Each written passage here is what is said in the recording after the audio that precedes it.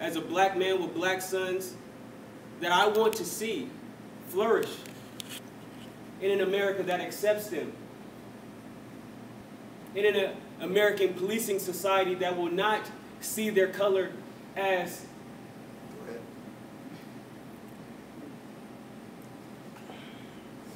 That's right. Go ahead. You all right? That's right. that will not see their color as a threat. So we all have to be in this moment, be present in this moment, support the protesters, stand against the rioting, especially in our community. Exactly. Because in our district, we're still fighting. We're still pushing for economic investment, That's right. economic development, That's right. grocery stores, That's right. improvements to our roads. So let us stand united, let us continue to be unified, and let us continue to push forward for justice. Because there will not be peace without justice. That's right. And until we recognize that, things will remain the same. So let us operate with love, compassion, understanding, patience, and above all, let us practice peace. Because this is going to require all of us doing our part.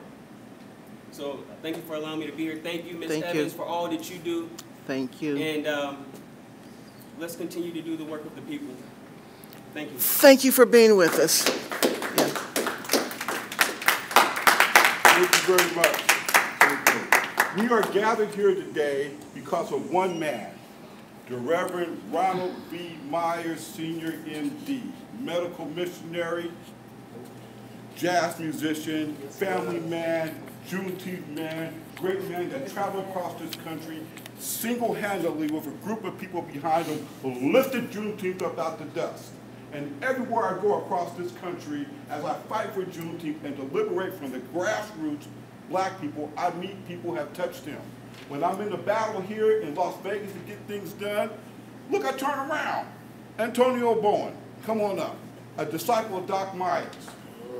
Instantaneously, upon that connection, we already knew that there's nothing that can't be done. In the background, as it is, I shake this man's hand, and I look at him, and I say, Doc Myers would be proud. You don't know Doc Myers? Google him. He helped Katrina. Single-handedly, he brought people to his farm and his ranch in Mississippi. He fought everybody. He moved from posh life in Michigan as a primary doctor to the poorest place in America on purpose, and set up a farm and was attacked by everybody in the whole system. At the same time, managed to raise a family and lift Juneteenth up. His character, his integrity, his dedication to black people and their movement and their right standing in America is not surpassed by none. Zero. I don't talk Dr. King, no. Malcolm X, no. Doc Myers was in the battle, stayed in the battle, attacked, survived attacks, and in his legacy, he grabbed up a group of people throughout America who were knowledgeable, who were persistent, and who were diligent in the pursuit of excellence. I spent 17 years as his tutor, his secret man in Washington, D.C. He could call me and say, Steve, can you get XY done to Senator so-and-so? Can you go to Congressman so-and-so and such and such? And without a hesitation, I did it for Doc like many other people did. And when they put me in this position, I was astonished about the amount and extent and the depth and the character of what is going to be one of the largest, most powerful grassroots movements. Barack Obama wouldn't have been where he was at without us. Let that be known, the Juneteenth movement. And so when I came here and I ran into Antonio Bowen, and we needed help, it was instantaneous, instant lockup. Brother, I love you. God bless you and everything you do.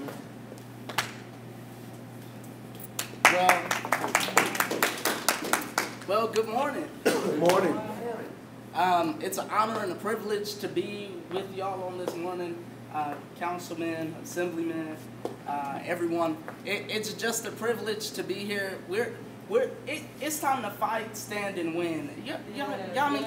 We fight, we stand, and we win. It's time for us to come together and show that we are more unified, more than anything. I have one of my team members, Miss Letitia Robert.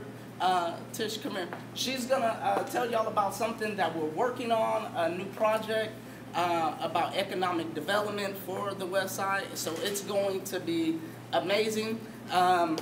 We're just excited. We have done so much, and it's time for a real change.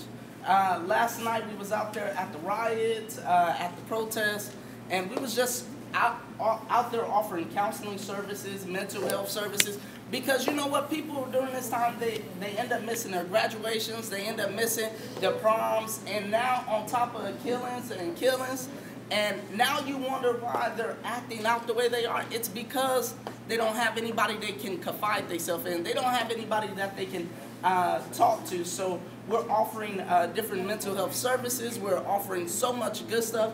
And Ms. Roberts, you want to talk about? Okay, so I'm coming from a different aspect.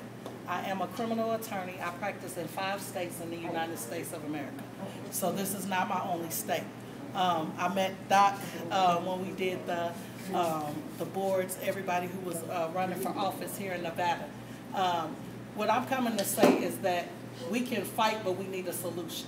That's right. I'm not here to That's talk right. about the problem. Right. I'm here to develop the solution. Amen. That's So correct. what we have been doing since Thursday of last week, I actually live in both, I live in California and I live in Nevada. So I've been back and forth. My husband is the executive pastor of Port Global International. We are in, I think, 7 states. 7 states right now. So we have 7 different states of churches. That's what I'm saying. And so, and then I'm a biological and adoptive parent. I have a son with mental illness. He right now, because the state of Nevada does not have the equipment or the placing for him, he is now in the state of Texas from this state. What are we doing? So I'm about the solution. I am not about the problem. I'm not going to dwell into it. I do not believe in rioting. I don't believe that that's going to make a difference. But here's what I do think that will make a difference. We are writing up a bill now called the Floyd Freedom Bill. And what this bill is it targets 3 positions that we hold: education, economic equality, enterprise, and autonomy. Everybody always says, well, if you got a bill, how you gonna pass that bill? I know I got congressmen and stuff in here. I get it, right? The new bill requires absolutely no upfront money. We're going to talk about on June 4th at the courthouse, Clark County Courthouse at 9 a.m. We have a coalition of pastors. We have the Back Police Department Union will be there. We're inviting everyone out. We already got callbacks from the media as well as the radio stations.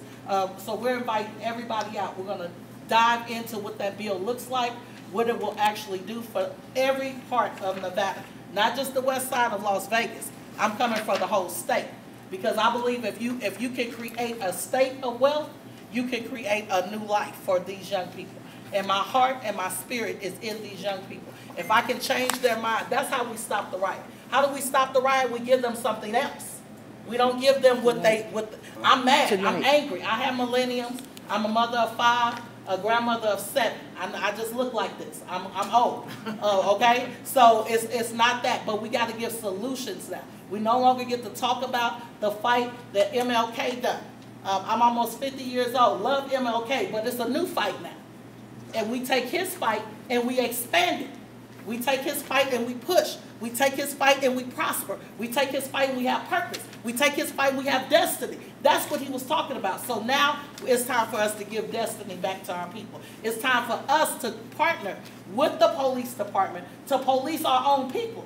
We don't trust you, so how do we get to trust you? We actually have to go to the people, and who do they trust? They trust pastors, they trust teachers, they trust. So why are we not all getting together and coming together and making a better solution? So again, the bill is called the Floyd Freedom Bill, and it's to give back equality for African Americans. So for instance, for every small business loan that you give to a non-minority, a non-African American, you will give 2 loans for the African Americans. That's how you build equality. We're not equal. We can act like we're not equal. So what does that look like? That's making all of us equal. And I yield the floor. So we're coming up with different solutions, and to make things work out for the greater good. No longer can we talk about the problem. It's time to be about the solution.